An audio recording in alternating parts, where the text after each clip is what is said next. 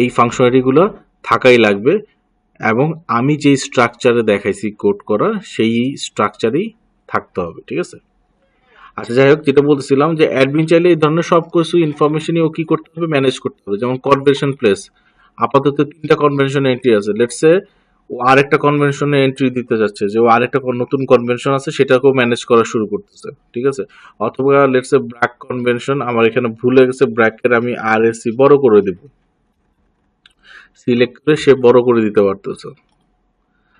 Save. তারপর দেখেন এখানে ফুড প্যাকেজ সে ম্যানেজ করতে পারতেছে, যে প্ল্যাটার 1, প্ল্যাটার 2, প্ল্যাটার 3। প্ল্যাটার 1 650 টাকা। প্ল্যাটার 1-এ কি আছে, pulao, roast and beef rezala আছে ডেসক্রিপশনে যদি যাই দেখি। প্ল্যাটার 2-তে কি আছে, মাটন কেচি, রোস্ট, চাটনি।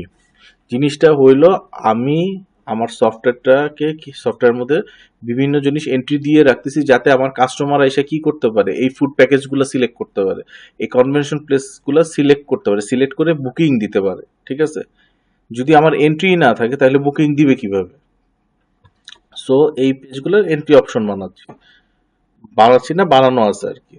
দেন কনভেনশন প্লেস রেন্টে যদি আসেন, এখানে দেখেন বিভিন্ন কম্বিনেশনে এন্ট্রি দেওয়া আছে। এআইভি কনভেনশনে ওয়েডিং ইভেন্টের জন্য কত টাকা নেয়, 20,000 টাকা নেয়। বার্থডের জন্য কত টাকা নেয়, 15,000 টাকা নেয়। এরকম বিভিন্ন ধরনের রেট আমি এখানে সেট করে রাখছি। আমার কাস্টমার বুকিং দেওয়ার সময় এই রেটগুলোই তারা দেখে, কোনটার জন্য কত টাকা আমার পে করতে হবে, বা কোন কনভেনশনের ক্যাপাসিটি কত। ঠিক আছে, এই ইনফরমেশনগুলো তারা দেখে। এরপরে আসেন ইউজার ইনফোস। ইউজার ইনফোসে অ্যাডমিন কি দেখতে পারে, যে এই পর্যন্ত কোন ইউজার রেজিস্টার আছে, তাদের টাইপ কি। ঠিক আছে, সেসব ইনফরমেশন চাইলে সে এডিট আপডেট করতে পারে, চাইলে ডিলিট করতে পারে, চাইলে একটা নতুন এন্ট্রি দিতে পারে। যেমন আমি বলছিলাম, যতগুলো এন্ট্রি দিব ওগুলো কাস্টমার হিসাবেই সেভ হবে। আপনি যদি একটা নতুন এমপ্লয়ি ক্রিয়েট করতে চান, তাহলে এই যে এইখান থেকে আমার এই যে অ্যাডমিন ভিউ যেটা, সেখান থেকে সে কি করবে, নতুন একটা এমপ্লয়ি ক্রিয়েট করে দিবে। আচ্ছা, এরপর আসেন ইভেন্ট বুকিং। ইভেন্ট বুকিংটা পেজের মধ্যে কি দেখাচ্ছে, যে রাইট নাও কোন কোন ডেটে বুকিং করে রাখছে। ঠিক আছে, সেটার স্ট্যাটাস কি। বাই ডিফল্ট কাস্টমাররা যখন বুকিং দেয় সেটা পেন্ডিং স্ট্যাটাসে যায়। ওই স্ট্যাটাসটাকে কোনো এমপ্লয়ি অথবা অ্যাডমিনই চাইলে কি করতে পারে, কনফার্ম ক্যান্সেল করতে পারে। শুনেন, এগুলো কিন্তু আমি আমার প্রোগ্রামে ফিচার দিছি, আপনাদের এইভাবেই করতে হবে এমন কিছু না। আমি জাস্ট বলতেছি যে আমি এই ফিচারগুলো দিছি এবং কিভাবে দিছি, প্রজেক্টটা দেখতে কিরকম হয় সেটা বোঝানোর জন্য আপনাদের দেখানো হচ্ছে। ঠিক আছে, তারপরে এই যে জায়েদ তালুকদার যেটা কনফার্ম হয়েছে, এটার এগেনস্টে কি জায়েদ তালুকদার পেমেন্ট করছে সেটা দেখতে চাইলে এখানে প্রেস করলে সেই পেমেন্টস গুলোও দেখতে পারে, যে হ্যাঁ এই পর্যন্ত 1,50,000, 1.5 লাখ টাকা পেমেন্ট করছে। চাইলে আবার নতুন এন্ট্রিও দিতে পারে, যে ওকে আরো 70,000 টাকা পে করলো। কিভাবে দেয়, এখানে জাস্ট পেমেন্ট টাইপ সিলেক্ট করে, লেটস সে নগদে পে করছে, কবে পে করছে, লেটস সে আজকে পে করছে কত টাকা, 75,000। সেভ দিল। তো এই পেমেন্ট, এই বুকিং এর এগেনস্টে, যে ইভেন্ট বুকিং 1 এর এগেনস্টে কাস্টমারের এত টাকা জমা হয়ে গেল, পেমেন্ট করা হয়ে গেল। ঠিক আছে, আচ্ছা এরপরে আসেন কি করতে হবে, নিজের পাসওয়ার্ডটা চেঞ্জ করতে হবে চাইলে, আর চাইলে কি করতে পারবে, লগ আউট করতে পারবে। এটা গেল অ্যাডমিনিস্ট্রেটর ভিউ, যে সবকিছুই করতে পারতেছে। এরপরে যদি কাস্টমার ভিউতে আসি, কাস্টমার না সরি এমপ্লয়ি ভিউতে আসি। সো এমপ্লয়ি পেজে লগ ইন করি, এমপ্লয়ি ইমেল অ্যাড্রেসটা নেই, পাসওয়ার্ড 23456 লগ ইন। তো এখানে এসে দেখেন এমপ্লয়িও আমার কি করতেছে, সেম পেজেই ল্যান্ড করতেছে, মানে সেম ফর্মেই আসতেছে। ঠিক আছে, এখানে ওয়েলকাম হাসান আহমেদ নাম দেখাচ্ছে। ও বেসিক্যালি জাস্ট কি করতে পারতেছে না, এই মেনুগুলোতে যাইতে পারতেছে না। এই মেনুগুলো ওর জন্য কি হয়ে আছে, ডিসেবল হয়ে আছে। এমপ্লয়ি শুধু কি করতে পারে, ইভেন্ট বুকিংস গুলা দেখতে পারে, ওগুলোকে চাইলে কনফার্ম করতে পারে, বা চাইলে কোনো একটা বুকিং কে সে ক্যান্সেল করে দিতে পারে, বা ওইটার এগেনস্টে কোনো পেমেন্ট চাইলে নতুন এন্ট্রি নিতে পারে, অথবা ডিলিট করতে পারে। আর কি পারে, নিজের পাসওয়ার্ডটা চেঞ্জ করতে পারে, আর কি পারে, লগ আউট করতে পারে। বুঝতে পারছেন এই পর্যন্ত? মানে এখানে তো বুঝার কিছু নেই, একটা প্রজেক্টে কি কি ফিচার দিতে পারি সেগুলো দেখানো হচ্ছে আর কি। অ্যাজ আ অ্যাডমিনকে কি করতে পারছি, এখন অ্যাজ আ এমপ্লয়ি কি কি করতেছি। এবার আসেন কাস্টমার হিসেবে যদি আমি যাই, কাস্টমার হিসেবে ধরেন আমি একটা নতুন কাস্টমার সাইন আপই করি, আমার একটা নতুন কাস্টমার সাইন আপই করি, যে জি সাদিয়া sadia@gmail.com, পাসওয়ার্ড দিলাম 123456 123456, ঠিক আছে। সাবমিট করলাম, রেজিস্টার সাকসেসফুলি, ওকে। এখন দেখি লগ ইন করলে আমি সাদিয়া অ্যাকাউন্ট দিয়ে লগ ইন করতে পারতেছি কিনা। sadia@gmail.com 123456, লগ ইন করলাম। এই যে দেখেন, ওয়েলকাম কাজী সাদিয়া, কাস্টমার ফর্মে আমি চলে আসছি। এখানে দেখেন এই ভিডিওটা বানানো হয়েছে এরকম যে আমার যদি কোনো বুকিং অলরেডি দেওয়া থাকতো সেই বুকিং ইনফরমেশনগুলো এখানে দেখাইতো, এবং ওইটা এগেনস্টে কোনো পেমেন্টস থাকলে সেটাও দেখাইতো। তারপর পাসওয়ার্ড চাইলে চেঞ্জ করতে পারতাম, আবার লগ আউটও করে ফেলতে পারতাম। আচ্ছা, আরেকটা অপশন আছে এখানে দেখেন, অফার্স। যে কোনো একটা বুকিং দেওয়ার আগে এই ইভেন্ট ম্যানেজমেন্ট কোম্পানিটা কি কি অফার করতেছে সেটা চাইলে দেখতে পারি। এই অফার্সে প্রেস করলে দেখেন আমাকে অফারগুলো দেখাচ্ছে যে কোন কোন প্লেসে ইভেন্ট তারা ম্যানেজ করে। এআইবি কনভেনশনে 1000 গেস্ট, এনইসি কনভেনশনে 800 গেস্ট, ব্র্যাক কনভেনশনে 1200 গেস্ট, ঠিক আছে। এবং এই কনভেনশনগুলোতে দেখেন প্রেস যদি করি ও আরও ইনফরমেশন দেখাচ্ছে যে এনইসি কনভেনশনে ওয়েডিং খরচ কত, 30,000 টাকা, বার্থডে খরচ 25,000 টাকা, ঠিক আছে। তারপর এখানে দেখেন আমাদের ফুড প্যাকেজগুলোও দেখাচ্ছে। প্ল্যাটার 1 650 টাকা পার গেস্ট। সো এখানে ক্লিক করলে প্ল্যাটার 1 এর ডিটেলস দেখা দিচ্ছে যে পোলাও, রোস্ট অ্যান্ড বিফ রেজালা। ওকে, এই অফার্সগুলো দেখে আমি স্যাটিসফাই হইলে আমি লেটস সে কি করতে গেলাম, একটা নতুন বুকিং দিতে গেলাম। সো আমি এখানে যদি নিউ বুকিং প্রেস করি, লেটস সে আমি একটা বার্থডে ইভেন্ট করব। কোথায় করব, আমার 1200 গেস্ট, আমি ব্র্যাক কনভেনশনে করব। প্ল্যাটার আমি কাটচিটটা নিলাম। কবে করব, 18 তারিখে লেটস সে করব আমি। গেস্ট কয়জন, গেস্ট আমার 1100 জন, ঠিক আছে। আচ্ছা, ব্র্যাক কনভেনশনে না, ধরেন আমি এআইবি কনভেনশনে করলাম, ঠিক আছে। এআইবি কনভেনশনে করলে দেখেন এটার জন্য টোটাল বিল কত হবে সেটা আমাকে সাথে সাথে সাবমিট করার আগে ক্যালকুলেশন দেখাচ্ছে যে 8,95,000 টাকা আমার বিল আসবে। আচ্ছা ঠিক আছে, সবকিছু ঠিক আছে, সমস্যা নেই, আমি সাবমিট করলাম রিকোয়েস্টটা। Operation completed. এই যে দেখেন রিকোয়েস্টটা সাবমিট করার পর কি হয়েছে, এখন আমার ইটা দেখাচ্ছে, কি জানি বলে, আমার বুকিংটা দেখাচ্ছে এবং দেখাচ্ছে এটা স্ট্যাটাস কি আছে, পেন্ডিং আছে। আর এটার এগেনস্টে আমি পেমেন্টসে গেলে আমি দেখতে পারবো যে আমি কোনো পেমেন্ট করছি কিনা। আমি তো আসলে কোনো পেমেন্ট করিনি, ঠিক আছে। তো এখন আমার আশায় বসে থাকতে হবে যে কোনো এমপ্লয়ি এটাকে কনফার্ম করলে দেন এটার উপর বাকি কাজ হবে না হবে, যেটা অলরেডি আপনাদের দেখা আসছি যে এমপ্লয়িতে লগ ইন করলে সেখান থেকে এমপ্লয়ি চাইলে এটাকে কি করতে পারবে, কনফার্ম করতে পারবে। তারপর লগ আউট করলাম। এই হইলো আমার স্যাম্পল প্রজেক্ট। এই টাইপের ইউজার আছে এবং ইউজারগুলো কি কি করতে পারে, এটাই হলো স্যাম্পল প্রজেক্ট। সবাই বুঝতে পারছেন স্যার ম্যাডামরা?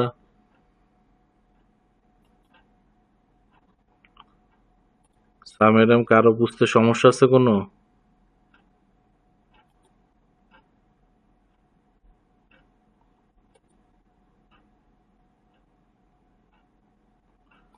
আপনারা কি দেখতেছেন আদৌ? কোনো জবাব নেই যে। বুঝতে পারছেন কি টাইপের ফিচার থাকতে হবে প্রজেক্টের মধ্যে? আচ্ছা, যদি বুঝে থাকেন, লেটস সে এই প্রজেক্টের জন্যই আর এই ডেটাবেজের জন্যই আপনাদের একটা রিপোর্ট সাবমিট করতে হবে, ঠিক আছে। সেই রিপোর্টটা দেখতে কিরকম,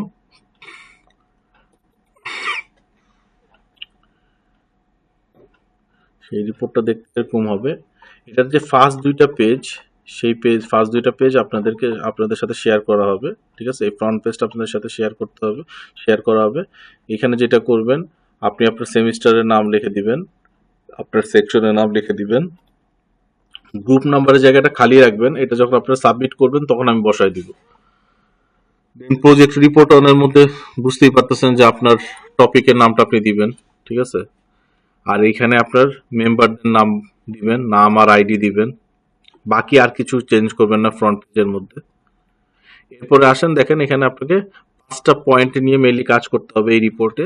একটা ইন্ট্রোডাকশন দিতে হবে, ইউজার স্টোরি লিখতে হবে, ইয়ার ডায়াগ্রাম দিতে হবে, আপনার প্রজেক্টে যে স্কিল কুইরিগুলো আপনি ইউজ করতেছেন সেই কুইরিগুলো দিতে হবে, আর দিতে হবে স্ক্রিনশট, মানে আপনার যে প্রজেক্টটা করছেন সেটার বিভিন্ন পেজের স্ক্রিনশট।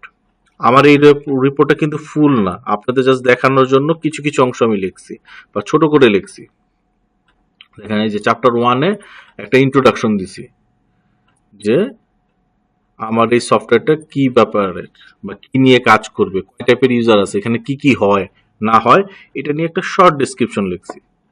আচ্ছা, চ্যাপ্টার 2 হলো ইউজার হিস্ট্রি। ইউজার হিস্ট্রি বলতে বোঝানো হয় যে আপনার ইসের মধ্যে কি জানি বলে, প্রজেক্টে কয় ধরনের ইউজার আছে। যেমন আমার প্রজেক্টে আছে 3 ধরনের ইউজার।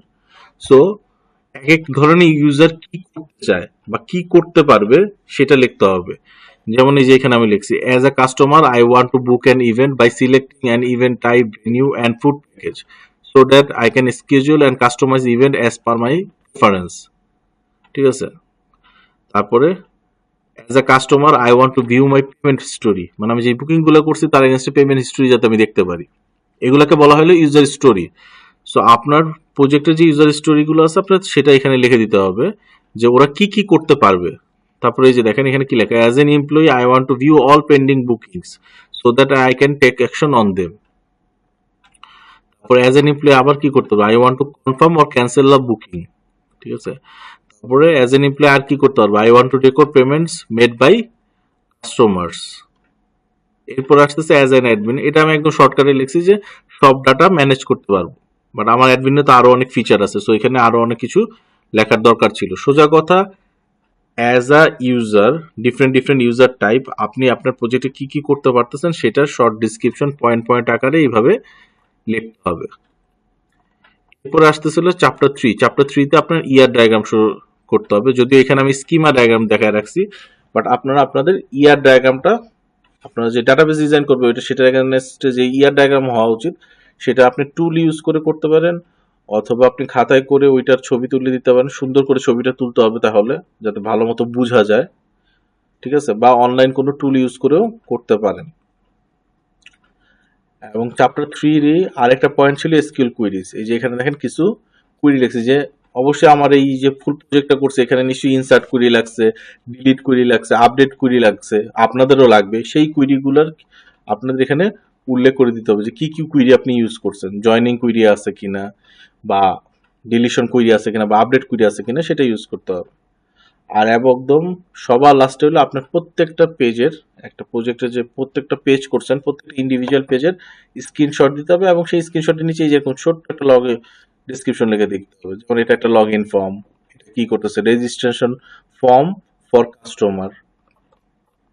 তারপর এখানে কি করতেছে, ইভেন্ট টাইপ ম্যানেজ করতেছে, এখানে কি করতেছে, ইভেন্ট বুকিং ম্যানেজ করতেছে। আমি আমার সব পেজের স্ক্রিনশট দেইনি, জাস্ট 4টা পেজ দিছি আপনাদের বোঝানোর জন্য।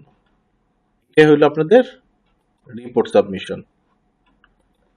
বুঝতে পারছেন স্যার ম্যাডামরা?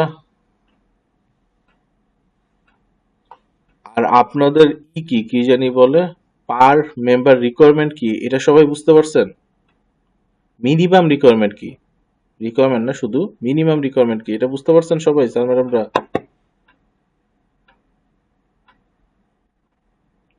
আচ্ছা,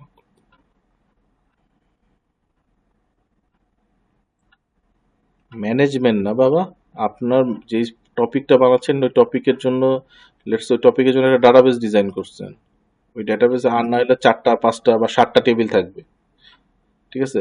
সো প্রত্যেকটা টেবিলেরই তো একটা এন্ট্রি সিস্টেম বানাইতে হবে আপনার ফর্মের মধ্যে। কারণ আপনার ক্লায়েন্ট তো আপনার ওই টেবিলগুলোর ডাটা ইসে যেয়ে দিবে না, ডেটাবেসের মধ্যে যেয়ে দিবে, নাকি তার জন্য একটা সফটওয়্যার আপনাকে বানাই দিতে হবে। তো ওই টেবিলগুলোর এন্ট্রি দেওয়ার জন্য যে কমপ্লিট একটা ভিউ, যে একটু আগে আমি দেখাইলাম, ঠিক আছে, ওইরকম একটা কমপ্লিট ভিউ বানাইতে হবে একটা টেবিলের জন্য, মিনিমাম। ঠিক আছে। আচ্ছা, এটা গেল, এটাও গেল। এবার আসেন, সবার লাস্টে আমি বলছিলাম যে আপনাদের কি দেখাবো, যে মাল্টিপল মেম্বারের কোড কিভাবে করে মার্চ করবেন। ঠিক আছে। আচ্ছা, সবার আগে খেয়াল রাখবেন, অ্যাজিউম করেন আমি ধরে নিতেছি যে আমার যে গ্রুপটা আছে এই গ্রুপের মধ্যে কয়জন মেম্বার আছে, 3জন মেম্বার আছে। হ্যাঁ, 3জন মেম্বার আছে। এখন আমার পিসি তো একটাই, তো আমি 3জন মেম্বারের জন্য 3টা ফোল্ডার ডিফাইন করে নিতেছি। New folder member 1,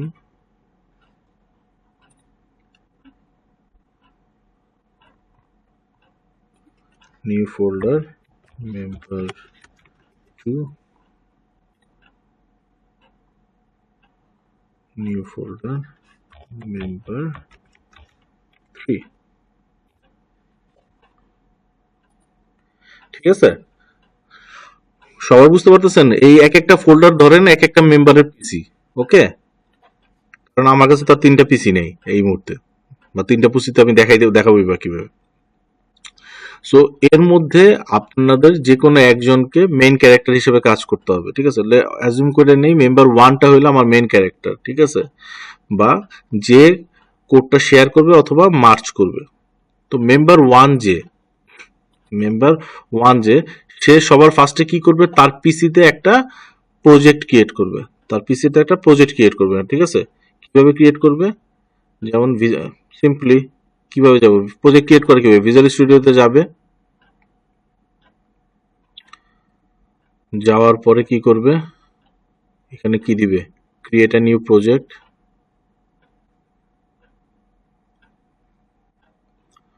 Windows form app .NET framework, এটিতে আমাদের প্রজেক্টটা। নেক্সট। ঠিক আছে, আচ্ছা, এখানে লেটস আপনার টপিক হলো ইনভেন্টরি ম্যানেজমেন্ট। আচ্ছা, এটাকে আমি কি কোথায় রাখলাম, এটা লেটস মেম্বার 1 কি করতেছে, তার ডেস্কটপের মেম্বার 1 ফোল্ডারে কি করছে, সেভ করতেছে, ওর প্রজেক্ট ক্রিয়েট করলো।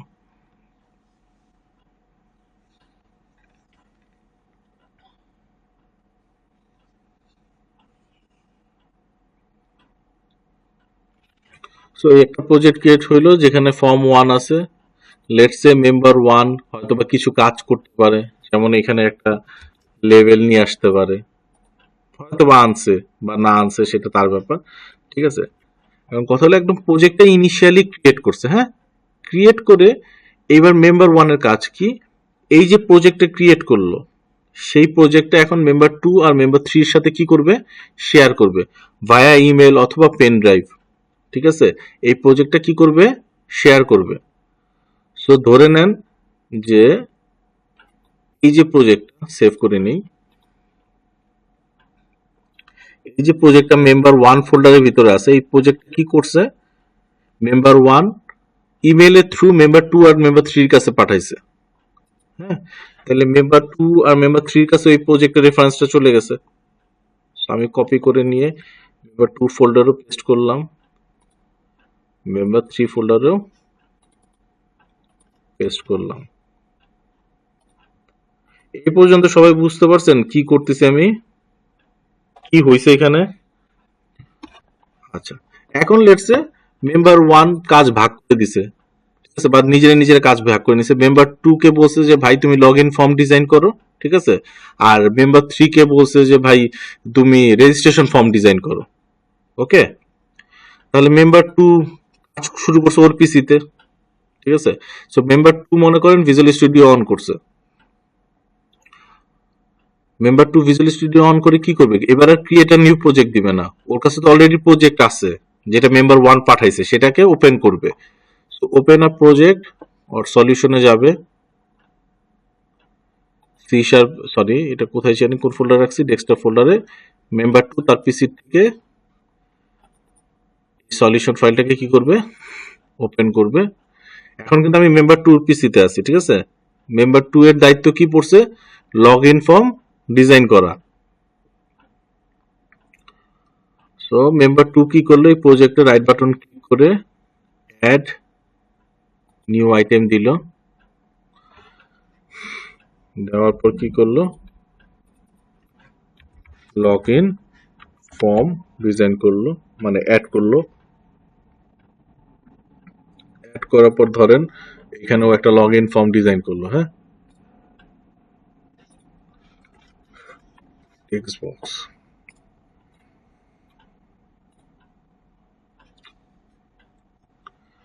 টেক্সট বক্স লাগবে একটা, আর একটা কি লাগবে, লেভেল লাগবে।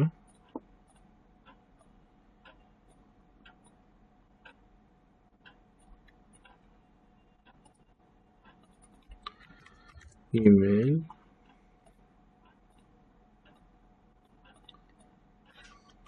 সি বি,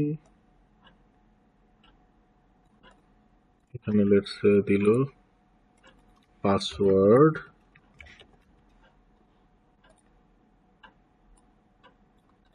আর সবার লাস্টে কি দিল,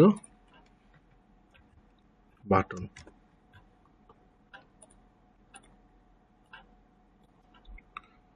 বাটন প্রপার্টিজ লগইন, ঠিক আছে। ওর ডিজাইন কমপ্লিট করে দিল, মানে ডিজাইন করলো, লেটস সে লগইনের ভিতরে লগইনের কাজও করলো। আপাতত আমি লগইনের কাজ করতেছি কি, জাস্ট মেসেজ বক্সের মধ্যে দেখাবো হইলো টেক্সট বক্স 1.text এর মধ্যে ও কি লিখছে, টেক্সট বক্স 1.text, ঠিক আছে। তো ধরে নিলাম এইটাই আমার মেম্বার 2 এর কাজ ছিল, লগইন ডিজাইন করা আর লগইনের মধ্যে টেক্সট বক্স 1.text এর ডাটাটা দেখানো, ঠিক আছে। ওর কাজ শেষ করছে, ও কি করে দিবে, করবে ওর ভিজুয়াল স্টুডিও ক্লোজ করে ফেলছে, সেভ করে রাখলো, ভিজুয়াল স্টুডিও ক্লোজ করে দিল। এবার লেটস সে আমি এখন মেম্বার 3 পিসিতে আছি, মেম্বার 3 এবার ভিজুয়াল আবার কি করবে, ওর প্রজেক্ট ওপেন করবে ওর ফোল্ডার থেকে বা ওর পিসি লোকেশন থেকে। ও সেম ভাবে করবে, ক্রিয়েট না করে কি করবে, ওপেন আর প্রজেক্ট ওর সলিউশনে যাবে, ডেস্কটপে যাব, মেম্বার 3 তে যাব, সলিউশনে গেল,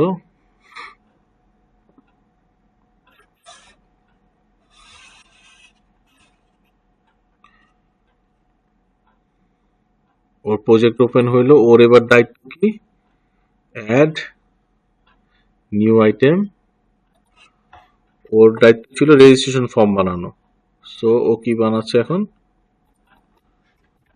রেজিস্ট্রেশন ফর্ম বানাচ্ছে। সো আমি অ্যাড দিলাম, ঠিক আছে, একটা ফর্ম চলে আসলো। রেজিস্ট্রেশন ফর্ম বানানো তো অন্যরকম, আমি জাস্ট এই ওর পেজে দিলাম কি একটা ডাটা গ্রিড ভিউ টাইনা দিলাম, ঠিক আছে।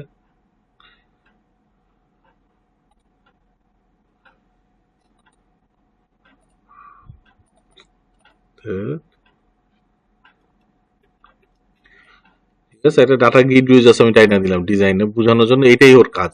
লেটস সে ধরেন মেম্বার 3 এর কাজও শেষ, ওর পিসি কি করছে, মানে ওর ভিজুয়াল স্টুডিও কি করছে, ক্লোজ করে দিছে। এখন মেম্বার 2 আর মেম্বার 3 দুইজনই কি করছে, ওর প্রজেক্টের কাজ যতটুকু ছিল লেটসে কাজটা কমপ্লিট করছে, কমপ্লিট করে কার কাছে ব্যাক করছে, মানে কাকে রিটার্ন করছে, মেম্বার 1 কে রিটার্ন করছে। ভালো মতো বুঝেন যে মেম্বার 2 আর মেম্বার 3 তার কাজ শেষ করছে, কাজ শেষ করার পর ইমেলের থ্রু অথবা পেন ড্রাইভের থ্রু কি করছে, মেম্বার 1 কে ওদের কাজগুলা করে পাঠাইছে, ঠিক আছে। এখন ধরেন আমি মেম্বার 1 এর পিসি আছি, আমার মেম্বার 1 এর পিসির মধ্যে কি আছে, মেম্বার 1 এর ফোল্ডারে তো মেম্বার 1 এর মেইন যে প্রজেক্ট আছে সেটা আছে, আর ও আরো দুইটা ফোল্ডার বানায় নিছে, মেম্বার 2 আর মেম্বার 3, ঠিক আছে। যেখানে মেম্বার 2 এর কাজ করা আছে, মেম্বার 3 এর কাজ করা আছে। এখন মেম্বার 1 এর কাজ কি, মেম্বার 2 যে কাজটা করছে সেটা নিয়ে মেম্বার 1 ফোল্ডারে মার্চ করা, আবার মেম্বার 3 যে কাজটা করছে সেটা নিয়ে মেম্বার 1 এ করা। আর এই মার্চ করার সময় আমার ভিজুয়াল স্টুডিও অন থাকবে না, মানে ভিজুয়াল স্টুডিওতে আমার এই প্রজেক্টটা অন থাকবে না, ঠিক আছে।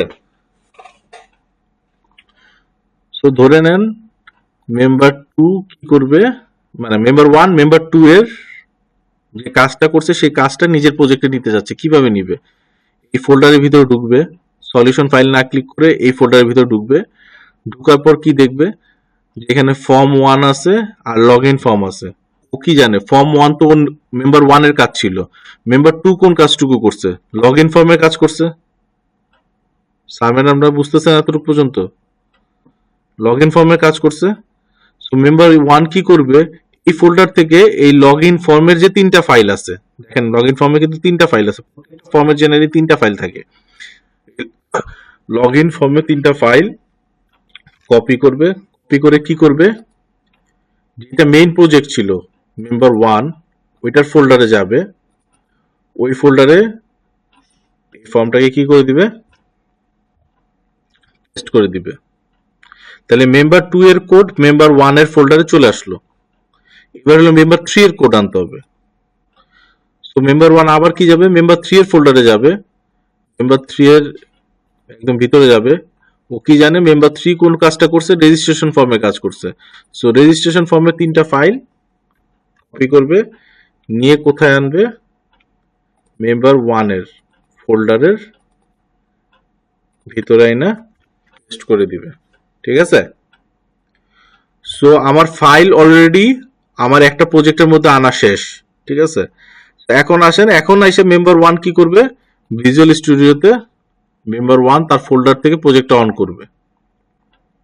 সো ওপেন আ প্রজেক্টর সলিউশন, এবার কোথায় যাবে, ডেস্কটপে মেম্বার 1 এ যাব, মেম্বার 1 এ যে সলিউশন ফাইলটাকে কি করব,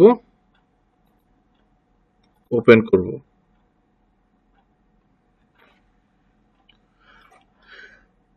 আচ্ছা, ওপেন করে দেখেন সলিউশন এক্সপ্লোরারে ওই 3টা ফাইল দেখাচ্ছে, মানে ওই 3টা না, ওই 2টা ফাইল দেখাচ্ছে, মেম্বার 2 আর মেম্বার 3 এর ফাইল দেখাচ্ছে, দেখাচ্ছে না। বাট আমি ফাইলগুলো কিন্তু আনছি। জিনিসটা হলো ওই ফাইলগুলো যখন আনি, ঠিক আছে, ভিজুয়াল স্টুডিও না আনি, আমি ফোল্ডারের মধ্যে আনি, ওগুলাকে কি থাকে, ওগুলো এক্সক্লুড হয়ে থাকে, আমার প্রজেক্ট থেকে বাদ হয়ে থাকে। ঠিক আছে? ওগুলাকে দেখতে চাইলে যেটা করতে হয়, এই যে উপরে ছোট্ট একটা আইকন আছে, যেটাকে উপরে নিলে দেখবেন শো অল ফাইলস লেখা আসবে।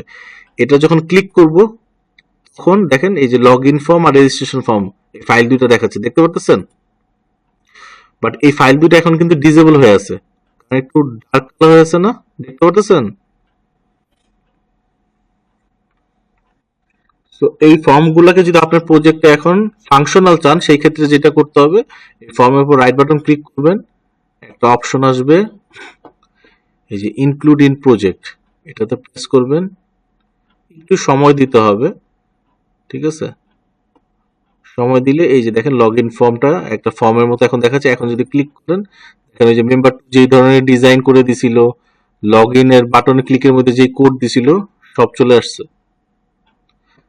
সিমিলারলি আবার কি করতে হবে, রেজিস্ট্রেশন ফর্মের মধ্যে, রেজিস্ট্রেশন ফর্মে রাইট ক্লিক করে কি করতে হবে,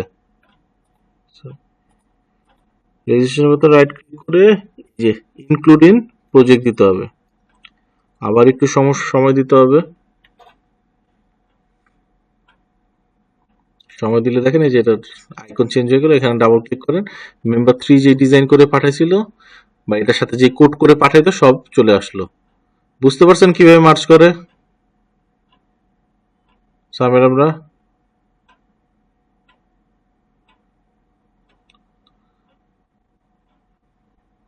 আচ্ছা, তো এটাই ছিল। আর ডিবির স্ক্রিপ্ট বানায় কিভাবে শেয়ার করে সেটা তো আমি ক্লাসেই দেখাইছি। তো আপনাদের বেস্ট অফ লাক, ভালো মতো প্রজেক্ট করেন। আর রিকোয়ারমেন্টস কি আছে সেটা তো আমি অলরেডি আপনাদের নোটিশের মধ্যে দিয়ে দিছি। ঠিক আছে? ডেডলাইন কবে সবই বলা আছে, সব ধরনের ইনস্ট্রাকশন দেওয়া আছে অলরেডি। সো ওই অনুযায়ী আপনারা কাজ করেন। ঠিক আছে? আল্লাহ হাফেজ। কারো কোনো কোশ্চেন আছে? জি স্যার, এই ক্লাসে রেকর্ডিং করেছি।